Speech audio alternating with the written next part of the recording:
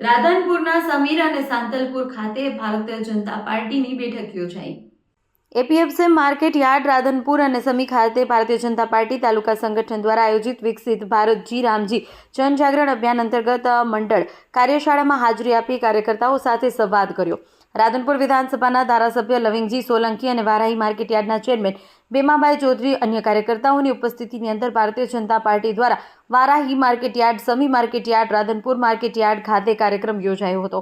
આ પ્રસંગે સાંતલપુર તાલુકા ભારતીય જનતા પાર્ટીના કાર્યકર્તાઓ, રાધનપુર તાલુકા ભારતીય જનતા પાર્ટીના કાર્યકર્તાઓને હોદ્દેદારો અને સમી તાલુકાના ભારતીય જનતા પાર્ટીના કાર્યકરો અને હોદ્દેદારો ઉપસ્થિત રહ્યા।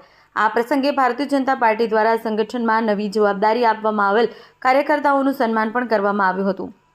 રિપોર્ટર ભરત સથવારા, પાટણ। આજે 16 રાધનપુર વિધાનસભામાં જે આપણા ગુજરાતના પનોતા પુત્ર અને વિશ્વ નેતા મોદી સાહેબે જે મનરેગા યોજના હતી એને વિસ્તૃત વિવરણ કરીને એમાં ઘણો ઉમેરો કરીને એનું નામ જી રામજી યોજના આપવામાં આવ્યું છે।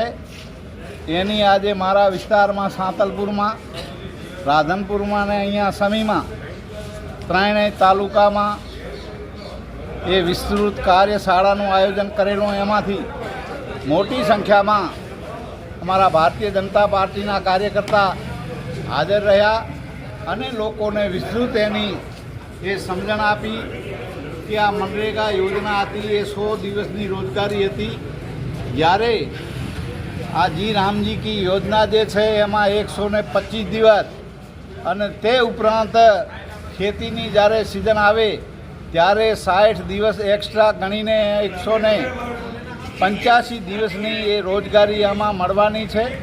અને એ પણ એ ગામ સભામાં એમાં જઈને ગામના લોકો ઠરાવ કરે એ રીતે આના કાર્યો પણ થવાના છે। ઘણા કાર્યો આમાંથી જળ સિંચાઈના કામો હોય કે કોઈ બી કામો આમાંથી ઘણા અન્ય કામો થવાના છે।